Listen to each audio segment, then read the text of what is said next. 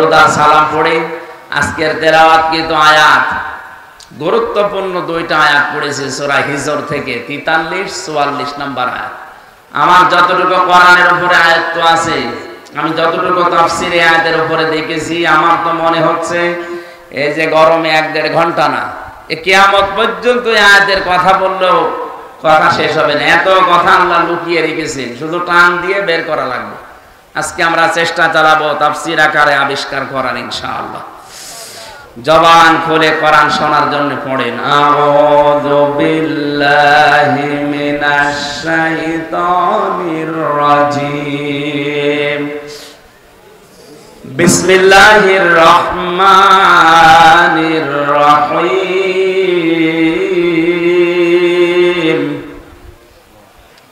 ওয়া ইন্না জাহান্নামা লামাউইদুহুম আজমাইন লাহা সাবআতু আবওয়াব লিকুল্লি বাবিম মিনহুম জুজউম মাকসুম।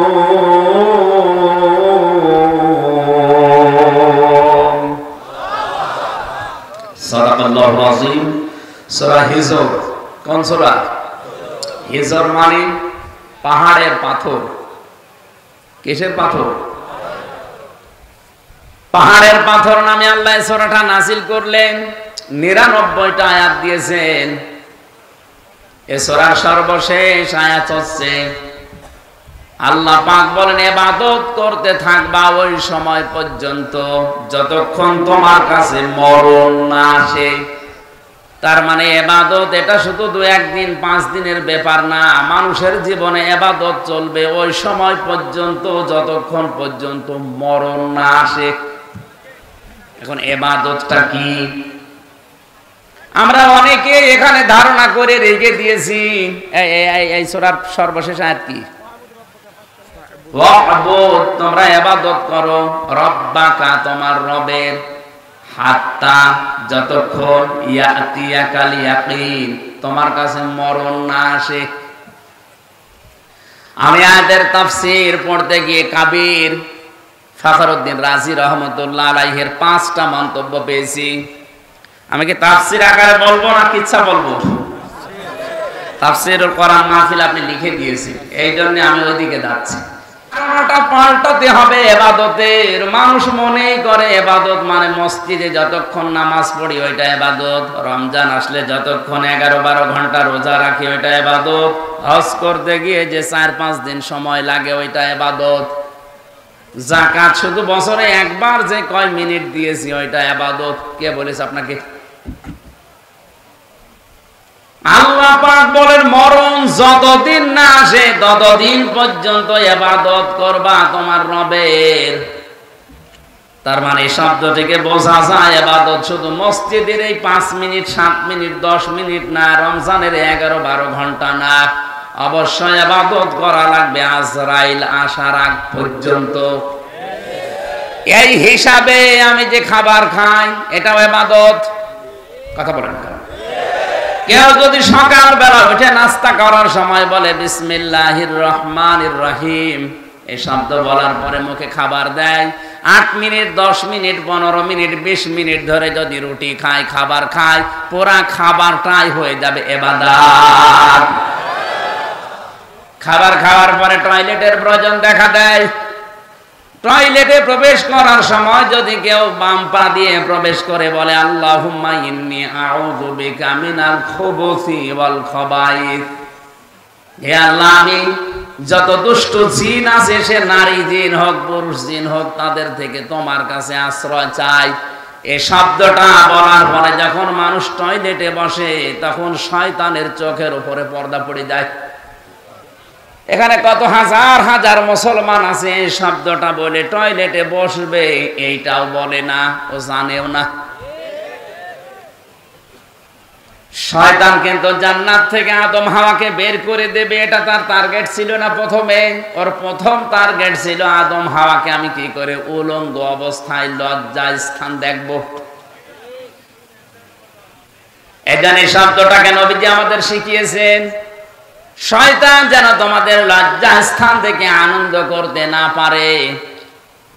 আজ যারা নিজেদের শরীরকে উন্মুক্ত করে গোপন অঙ্গগুলো মানুষকে দেখিয়ে আনন্দ পায়, বুঝবেন ওইটার ভেতরে আর শয়তানের ভেতরে কোনো পার্থক্য নেই।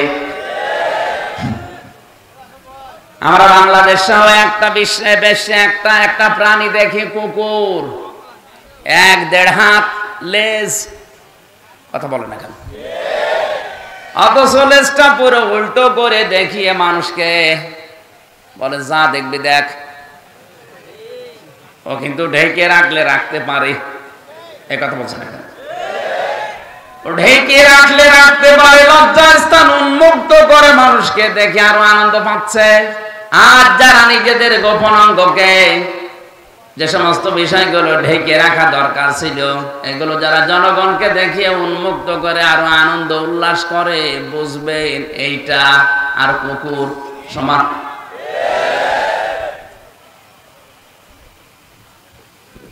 শয়তান সবচাইতে বেশি খুশি হয় যৌনতা ছড়াতে পারলে। যখন দেখে মানুষ উলঙ্গ অর্ধ উলঙ্গ হয়ে রাস্তাঘাটে আসে, শয়তান তখন তাকে জাল হিসাবে ব্যবহার করে। তাহলে যে সমস্ত মহিলারা বেপরদায় রাস্তায় আসে, বুঝবেন ওটা মহিলা না, ওইটা শয়তানের জাল। এর রাজশাহী নেই?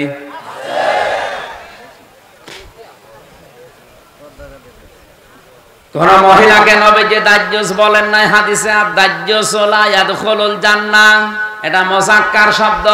হওয়ার সময় গফরানাকা বলেন, আল্লাহকে বলতে চান, মাবুদ আমি এই 10 মিনিট পর্যন্ত তোমার জিকিরের, তোমার তাওবার, তোমার ক্ষমার বাইরে ছিলাম, আমি পড়তে পারি নাই। এইজন্য বের হওয়ার পরে আমি তোমার কাছে বলছি গফরানাকা, আমাকে আগে মাফ করে দাও। আলহামদুলিল্লাহিল্লাযী, সব প্রশংসা তোমার, আযহাবা আন্নিল আযা ওয়া আফানি, প্রশংসা এই জন্য করছি যে তুমি আমার পেট থেকে গান্ধা জিনিসগুলো বের করে দিয়ে, এই কষ্টদায়ক বিষয়গুলো বের করে দিয়ে তুমি আমাকে নিরাপত্তা দিলে, স্বস্তি দিলে, শান্তি দিলে। এই শব্দটা শুধু বলা না, বাস্তবে যদি আমার আল্লাহ সত্যি এটা বন্ধ করে দিত, টয়লেট যদি কারো বন্ধ হয়ে যায়, প্রসাব যদি বন্ধ হয়ে যায়, ডাক্তার আছে, আমারও কয়েকদিন আগে চট্টগ্রামে থাকাকালীন বন্ধ হয়ে গিয়েছিল প্রসাব। ডাক্তারকে দেখানোর পরে আমারে বলছে 12,000 টাকা খরচ হবে এটা আবার চালু করার জন্য।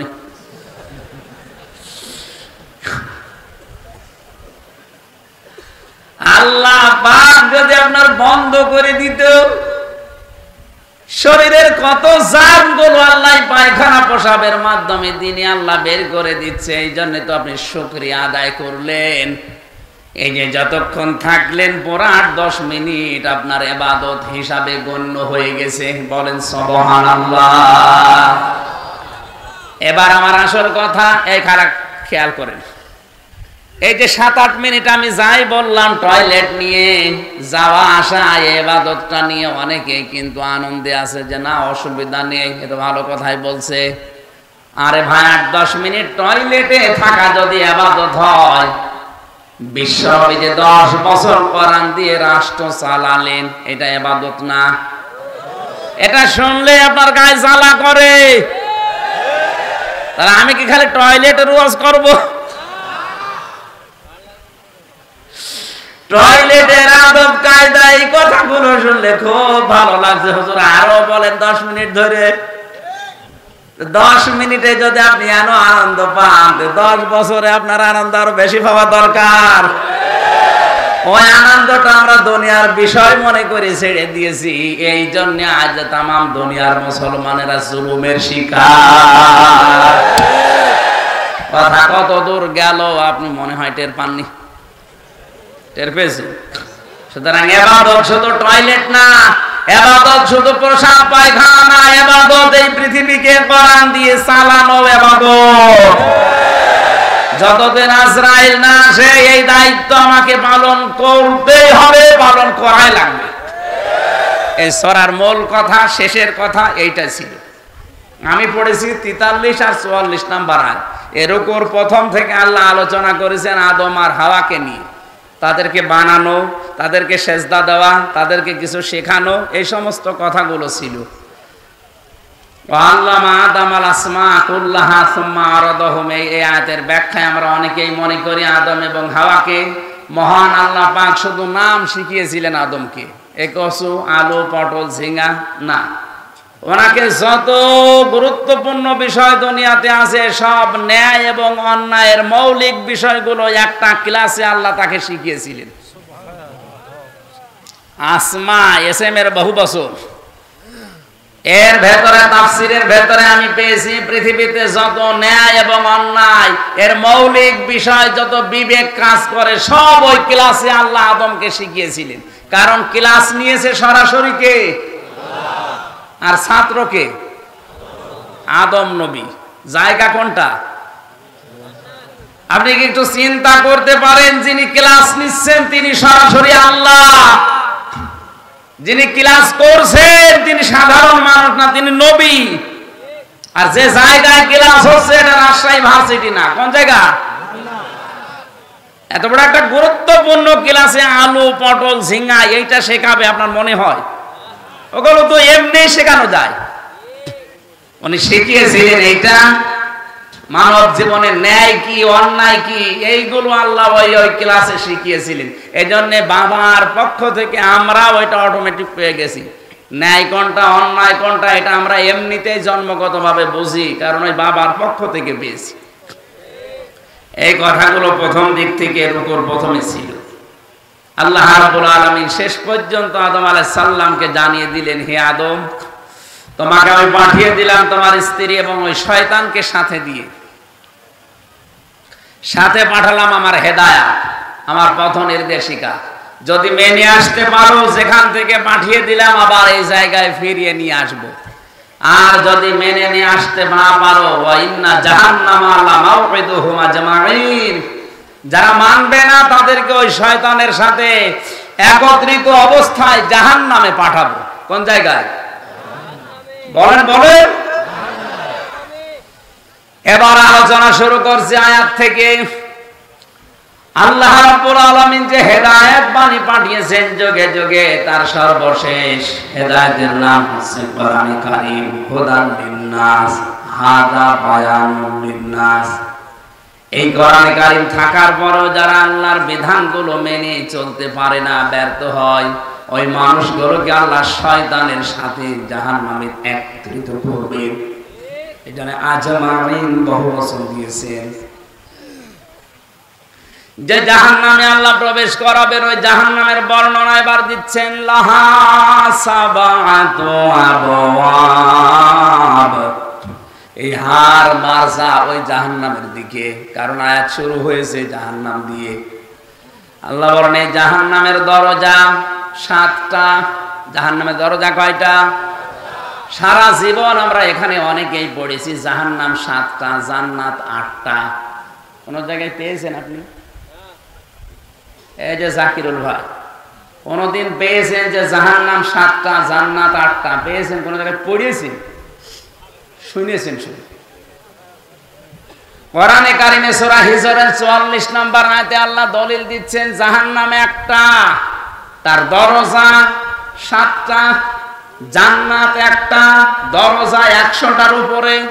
আমরা হয়তো 8টা বেশি জানি তাই বলি, আমরা 7টা বেশি জানি তাই বলি এগুলো, কিন্তু জাহান্নামের স্তরও অনেকগুলো আছে। এই আয়াতের ভেতরে আল্লাহ 7টার বর্ণনা দিচ্ছেন। লাহা সাবাতু, সাবাতু মানে কি? 7। বাবের বহু বচন আবওয়াব, জাহান্নামের দরজা 7টা। লিকুল্লি বাবিম মিনহুম জুজউম মাকসুম, দুনিয়াতে যে ধরনের অপরাধ করবে আল্লাহ তাকে ওই দরজা দিয়ে প্রবেশ করিয়ে শাস্তি দেবে। প্রত্যেকের জন্য আলাদা আলাদা দরজা আছে। এখানে প্রাইমারি স্কুল নাকি যেন দেখলাম, তাহলে 1 থেকে 5 পর্যন্ত এই প্রাইমারিতে পড়ায়। এর আলাদা আলাদা ক্লাসরুম আছে না? কথা বলুন। যে যেই শ্রেণীতে পড়বে ওই দরজা দিয়ে সে প্রবেশ করবে। ক্লাস 1 এ পড়ে, 5 এ যে ক্লাস করতে পারবে? ও 5 এ উঠতে হলো এখনো 5 বছর পড়া লাগবে। এখানে স্কুল কয়টা আছে বলেন তো? বলেন বলেন। ক্লাসরুম? আল্লাহ পাক বলেন জাহান্নাম একটা, এর দরজা 7টা। লিকুল্লি বাবিন মিনহুম জুজউম মাকসুম।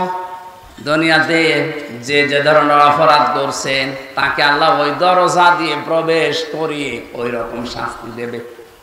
এখন কোন দরজা দিয়ে প্রবেশ করলে কি রকম শাস্তি হয় এটা আজকে কোরআনে কারীম থেকে জেনে যদি দেখি আমি এই দরজায় যাওয়ার উপক্রম হয়ে গেছে, আমি এই দরজা দিয়ে প্রবেশ করার উপযুক্ত, তাহলে এখনো তো তওবা করার সময় আছে। ওই কাজগুলো ছেড়ে দিয়ে জান্নাতের যে 100টা দরজা আছে, স্তর আছে, যে কোনো এক দরজায় একটু দাঁড়াই। এক কথা বলে না কেন? এবার আসেন তো একটা একটা করে আমরা দরজাগুলো দেখি। যত কঠিন দরজা আমি কোরআনে পেয়েছি, সবচাইতে বড় কঠিন দরজার নাম হচ্ছে হুতামা। নাম কি? আর জোরে বলেন। এটা তো মারাত্মক দরজা। এই দরজা দিয়ে প্রবেশ করার পরে যে ঘরের ভেতরে জাহান্নামের ভেতরে আগুন আছে, এটা সাধারণ না, নারুল্লাহিল মুকাদ্দা। আল্লাহ পাক বলেন এই দরজা দিয়ে যাদেরকে প্রবেশ করাবো, এই দরজার ভেতরে যে আগুন আছে ঘরে, এই জাহান্নামের আগুনটা আমি নিচে জ্বালিয়েছি। আল্লাতী তাত্তালিউ আলাল আফইদা। এই আগুনের বৈশিষ্ট্য হচ্ছে গুণাগুণ হচ্ছে দুনিয়ার আগুন কোন জায়গায় লাগলো ওই জায়গা পুড়ে যায়। আর জাহান্নামে হুতামার এ দরজা দিয়ে প্রবেশ করে যে আগুন পাবেন, ওইটা যেখানেই লাগবে আগে কলিজা পুড়ে যাবে। রাজশাহীবাসী কথাটা কত মারাত্মক কথা।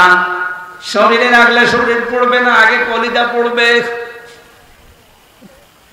এখন এই মারাত্মক ভয়ঙ্কর জাহান্নামের এই দরজা দিয়ে প্রবেশ করবে কারা? মানুষ হত্যা করেছে যারা, জেনা করেছে যারা, না একেবারে ছোট ছোট অপরাধের কথা আল্লাহ দিয়েছে, যেটাকে আমরা গোনায় মনে করি না। এখন দেখেন তো আমাদের ভেতরে এটা আছে কিনা। আমি কথা কি বোঝাতে পারছি? এক কথা বুঝতেছে? প্রথম নম্বর দরজার নাম হুতামা। এখানে যাবে কারা?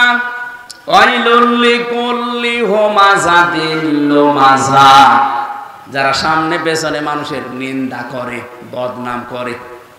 এখন বলেন বাংলাদেশে এই দোষে দোষী মানুষ নেই? সামনে পেছনে মানুষের যারা বদনাম করে বেড়ায়, মানুষের নামে আন্দাজে দোষ দেয়, এই যে খারাপ ধারণা করে একজনের প্রতি, এটা যে কত বড় ভয়ঙ্কর অপরাধ। এই অপরাধটা বাংলাদেশে যদি না থাকতো, আমার তো মনে হয় হাজারো মানুষ জুলুম থেকে বেঁচে যেত। আমার জীবনে যে 3টা বছর কেটে গেল জেলখানায়, আমার তো ধারণার উপরে কিচ্ছু জানি না ও বিষয়ে, আন্দাজে বলছে তুমি এটা করতে পারো, তোমার কথা শুনে এরকম করেছে, এই ধারণা করে আমারে আপনি খাটালেন, অথচ আমি কিছুই জানি না ও বিষয়ে। শুধু আমি এখানে, হাজারো মানুষ আজ এই ধারণার বশবর্তী হয়ে মিথ্যা অভিযোগে অভিযুক্ত হয়ে অনেকেই বিভিন্ন জেলখানায় আছে। জমি জায়গা নিয়ে মারামারি ছিল, গন্ডগোল ছিল, এখন আর পেরে উঠছে না, করবে কি? 4 বছরের নাতি দিয়ে এর নামে ধর্ষণের মামলা দিয়ে জেল খাটাচ্ছে 7 বছর। আপনার বিশ্বাস না হলে আপনি রাজশাহী চলেন। গাজীপুরের কাশিমপুর কারাগারে আমরা 10,000 মানুষ ছিলাম, 4 জেল মিলে। আমার মনে হয় নারী পুরুষের এই ধর্ষণ মামলাটাই প্রায় ওখানে 3,000। সব এরকম, কিচ্ছু জানি না। হয়তো মারামারি হয়েছিল 10 বছর আগে, ওরে ঘায়েল করবে কি দিয়ে? কিছুই পায় না। যখন 3 বছরের ছোট নাতি দিয়ে ওর নামে ধর্ষণের মামলা চালিয়ে 7 বছর জেলে দিয়েছে। একটা ধারণা করা কত খারাপ, মারাত্মক। তাফসীরের ভেতর থেকে এবার শোনাচ্ছি শিক্ষার জন্য। এটা যারা করছেন তারা থামেন, নয়তো আপনার জন্য হুতামা নামক দরজা কিন্তু উন্মুক্ত হয়ে আছে। ওই দরজায় যে ফেরেশতা আছে তার নাম মালেক। নাম কি? ও কিন্তু দাঁড়িয়ে আছে, যেই যাবেন বলবে এদিকে আয়। কেন আসলি হুতামায়? এ জায়গায় কেন আসলি? এটা তো খারাপ জায়গা, আল্লাহ জ্বালিয়েছে আগুন। তুই দুনিয়ায় থাকতে কথাগুলো শুনিস নাই? কাল্লা লায়ুম বাজান্না ফিল হুতামা ওমা আদরাকা মাল হুতামা। আপনি জবাব দিতে পারবেন না, এই জন্য জবাব আমি এখন দিয়ে দেই। আন্দাজে কারো সামনে পেছনে বদনাম করবেন না, উল্টা পাল্টা ধারণা কারো উপরে করবেন না। ধারণা করা এটা যে কত বড় মারাত্মক অপরাধ। ইমাম মালিক রহমতুল্লাহ আলাইহির জামানার একটা কাহিনী আমি তাফসিরে পেয়েছি। একটা মহিলা মারা গেছে, তাকে ধোয়ানোর জন্য পাশের বাড়ির এক মহিলা এসেছে লাশ ধোয়াবে, ভালো করে শিক্ষা নেওয়ার জন্য শুনবে। টয়লেট পরিষ্কার করিয়েছে, হঠাৎ এই রানের উপরে যে হাত দিয়েছে, হাত গেছে আটকে, আর ছড়ে না। বহু চেষ্টা করছে, কয়েক ঘন্টা ধরে হাত ছড়ছে না। এলাকায় যিনি ইমাম সাহেব ছিলেন তিনি ফতোয়া দিলেন, এক কাজ করেন, এই জীবিত মহিলার তো হাত কাটা যাবে না, এই মরা মহিলার চামড়া কেটে ওখান থেকে বাদ দিয়ে দেন। মৃত মহিলার স্বামী আর সন্তান বলছে, না আমার স্ত্রীও ভালো, আমার মাও ভালো। মারা গেছে সে নেককার মহিলা, তার লাশ কেটে এখন বাদ দিয়ে দেবেন চামড়া, আমরা মানি না। দরকার হয় যদি বেশি প্রয়োজন হয় ওই মহিলার হাত কেটে বাদ দিয়ে দেন। ওই মহিলার স্বামী বলছে, না আমার স্ত্রী নেককার, আমার মন মতো। আমি এখানে একটা প্রশ্ন করছি, আমি স্বামী সহ যত স্বামী বসে আছে, কোরআন আমার সামনে আছে, 100% আল্লাহকে সাক্ষী রেখে গ্যারান্টি দিতে পারবেন যে আপনার স্ত্রী আপনার কাছে 100% মন মতো? হাত তোলেন তো একজন দেখি। আন্দাজ হাত তুললে কিন্তু আমি ক্যামেরা দিয়ে জিজ্ঞাসা করব। সম্মানিত মা বলেন, আমি হাসির খোরাকে দেয় না। থামেন, এত বড় বড় নেতা এখানে বসে আছে, কই হাত তোলা সাহস পাচ্ছে না? জাকির ভাই বলতে পারছে না যে আমার বউ আমার কাছে 100% মন মতো, আমিও পাচ্ছি না। আমি ভয়তে হাত তুলি, কারণ রেকর্ড হচ্ছে, ম্যাডাম আমার বাড়ি বসে দেখছে না। সম্মানিত মা বোনেরা যারা বসে আছেন, কারা জানি না, বিভিন্ন মহিলা প্যান্ডেলে, আর এটা তো মহিলা প্যান্ডেলে 10,000 20,000 মহিলা না, তাম পৃথিবী এখন লাইভ চলছে। এটা লক্ষ লক্ষ মহিলারা এখন এর সামনে বসে আছে। এখানে যদি 50,000 মানুষ থাকে, একটা বুড়ো মানুষ হাত তুলেছে, ও আজ বাদে কাল কবরে যাওয়ার কথা। ও বললেই কি আর না বললেই কি, এতগুলো মানুষ আমরা কেউ যেই বলেছে আল্লাহর দিকে সাক্ষী রেখে বলেন, কেউ আর হাত তুলতে সাহস পাচ্ছে না। তার মানে জান্নাতে যাওয়া মহিলা এখন কম না বেশি? ওই একটার বউ শুধু যাবে।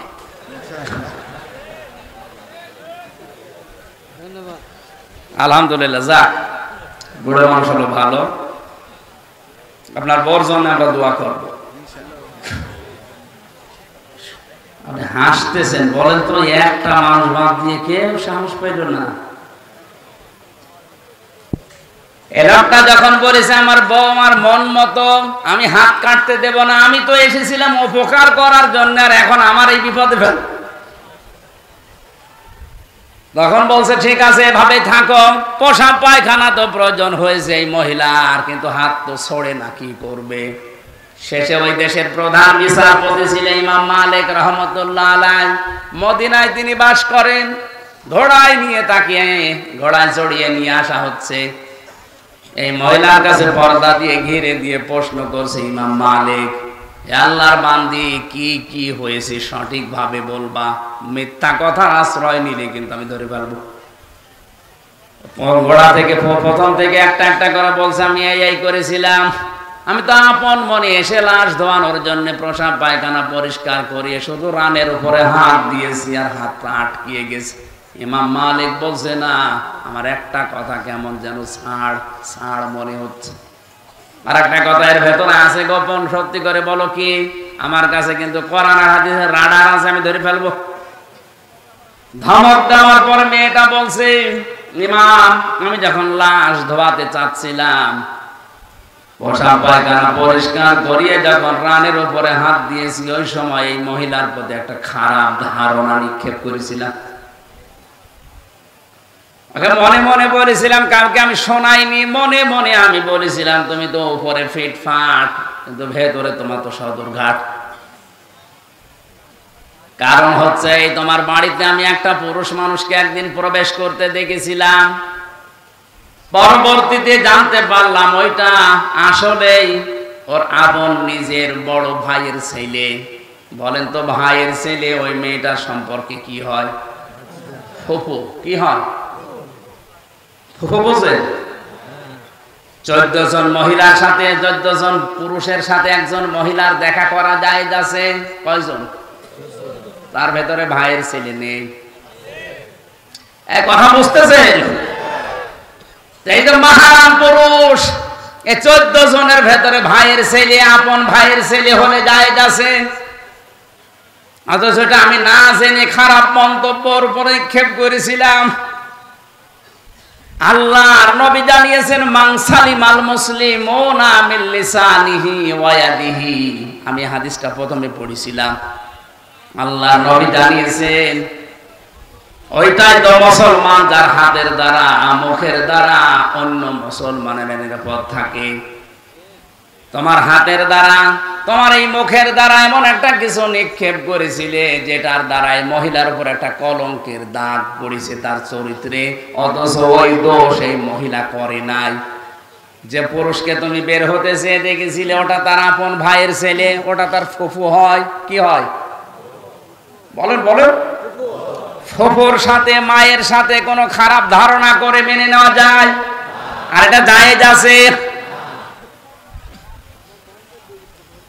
শেষ পর্যন্ত তুমি যখন এই ধারণাটা মুখ দিয়ে মনে মনে নিক্ষেপ করে দিয়েছো, মহান আল্লাহ তোমাকে ছাড়ে নাই, এই পাপের শাস্তি দুনিয়ায় পাঠিয়েছে। সূরা নিসা 5 নম্বর পারা 15 নম্বর পৃষ্ঠা 13 নম্বর লাইনের 112 নম্বর আয়াতে আয়াতের দলিল আছে, ওমাই ইয়াকসিব খাতিয়াতান আও ইসমান সুম্মা ইয়ারমি বিহি বারিয়ান ফাকাদ হিতামালা বুহতানা ওয়া ইসমান মুবিনা। এটা ইবনে কাসিরে আছে। আল্লাহ পাক বলেন দুনিয়াতে এমন বহু মানুষ আছে নিজে অন্যায় করে, আর অন্যায়টা যখন হয়ে যায় তখন একটা নিরপরাধ মানুষের ঘাড়ের উপরে দোষটা চাপিয়ে নিজে ভালো সাজে। এই দেশে নেই।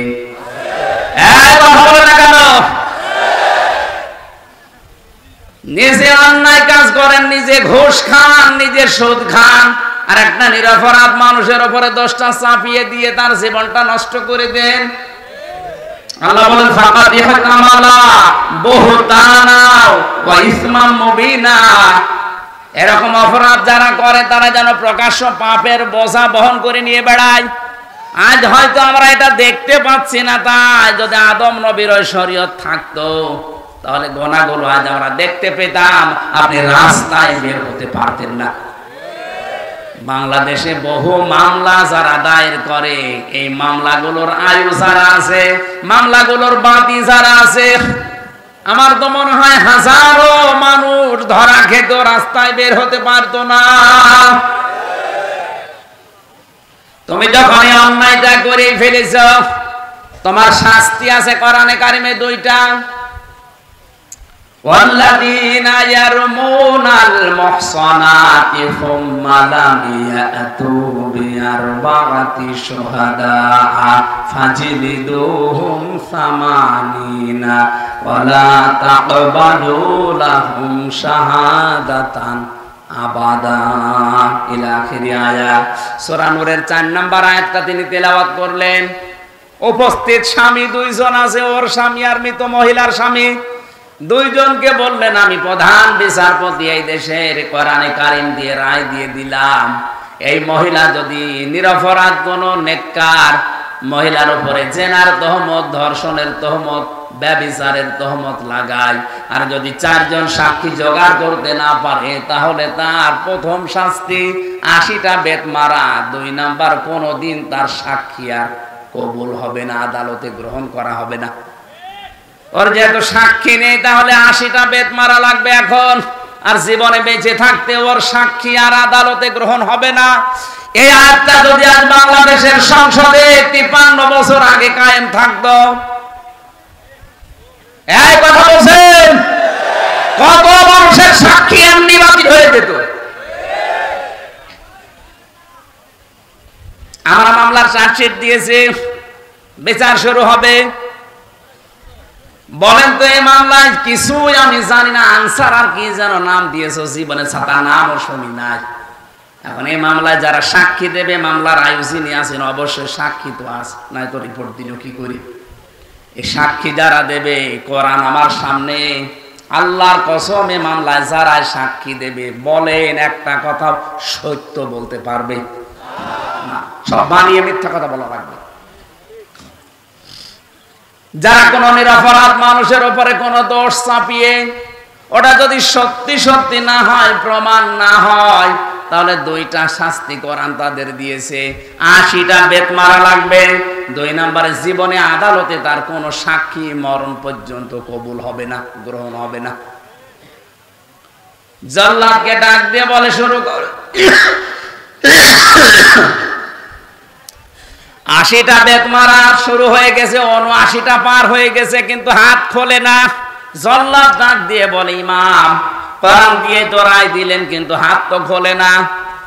ইমাম মালিক বললেন, না, ওয়া তাম্মাত কালিমাতু রাব্বিকা সিদকাও ওয়া আদলা লা মুবাদদিলা লিকালিমাতি। কোরআনে কারিমে আল্লাহ বলেন, আমার কালামে যা কথা আছে সব সত্য কথা, সব ইনসাফপূর্ণ কথা, আর কোনদিন আমার কালামের কথা পরিবর্তন হবে না। যেহেতু আমি 80টা বেদের কথা জানিয়েছি, সামানি না, 80টা মারতে হবে, 79টা হয়েছে। আমি আল্লাহর কোরআনে 100 ভাগ বিশ্বাস করি, বিচার আমি কোরআন দিয়ে করেছি, এটা সঠিক হয়েছে, তুমি আর একটা মারো। জল্লাদকে যখন বলে আর একটা মারো, সঙ্গে সঙ্গে 80টা শেষ হতে হাত চট করে খুলে যেতে দেরি হয়নি। আমি শুধু সুবহানাল্লাহ নাউযুবিল্লাহ পড়ার জন্য বলি নাই। এখানে শিক্ষা কি?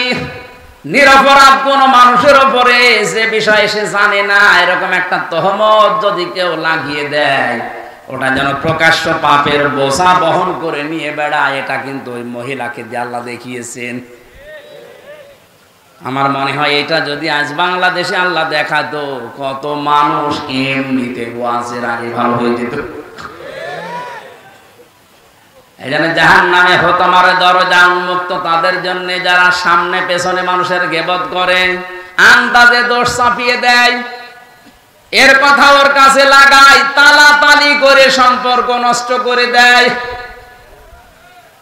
এই এতটুকু অপরাধের কারণে এই ভয়ঙ্কর দরজা দিয়ে আপনি যাবেন, আপনি কোনোদিন কল্পনা করেছেন? এখানে হাজার হাজার মানুষ, আমার মনে হয় অনেক মানুষ এমন পাওয়া যাবে, দুনিয়ার কোনো বিষয় নিয়ে কথাবার্তা বন্ধ করে আজ 3 দিন, 7 দিন, 10 দিন, 3 বছর কথা বলে না। কি অপরাধ করেছে? মুরগিতে ধান খেয়েছে, এই অপরাধ মান হয়ে মরবেন, এক্ষুনি মেটানো লাগবে। শুধু ওয়াজ শুনতে আসা না, এখান থেকে ওয়াজ বাড়ি নিয়ে যাওয়া লাগবে। কথাবার্তা বন্ধ করে দিয়েছেন 3 দিনের অধিক, এরকম কেউ থাকলে হাত তোলেন তো। কি কথা বন্ধ করেছেন কোন কারণে? না, আখিরাতের কোন বিষয় আল্লাহর সাথে রিলেটেড, ইসলামের সাথে, ওইটা হলে বাদ আলাদা। দুনিয়ার কোন বিষয়ের সাথে সম্পর্কিত কোন বিষয় নিয়ে যদি কথাবার্তা কেউ বন্ধ করে অবস্থায় মারা যান, আপনি কিন্তু 3 দিন পার হয়ে গেলে যদি মিটিয়ে ফেলতে না পারেন, আল্লাহর কসম আপনি বেঈমান হয়ে মরবেন, ঈমান পাবেন না। আপনার নামাজ, রোজা, দাড়ি, টুপি, পাগড়ি সব মাঠে মারা যাবে। আর এটা বেশিরভাগ হয় এই তালাতালি করার কারণে। সুতরাং এই গুনাহ থেকে আমরা যেন আজকেই মুক্ত হয়ে যেতে পারি। যারা এগুলো বন্ধ করে আছেন, যদি নিজের থেকে উদ্যোগ নিয়ে কথা আরম্ভ করতে পারেন, আল্লাহর আরশ আপনার উপরে খুশি হয়ে যাবে। এই আমলটা জারি করা যায় না? অন্তত যে 2জন হাত তুললো, এরা তো পারে নাকি?